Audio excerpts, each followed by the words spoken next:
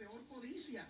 Te has metido en un infierno en tu interior, Bono, queriendo tener y ser algo que Dios no quiere que tú tengas y que tú seas. Que si Él hubiera querido dártelo, te lo hubiera dado desde un principio, pero no te lo dio. No te lo entregó.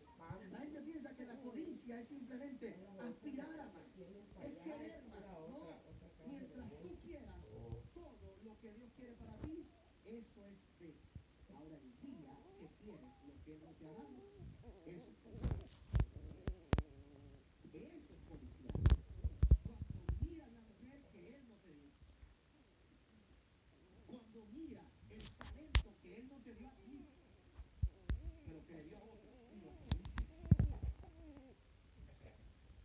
Hay un montón de gente que te critica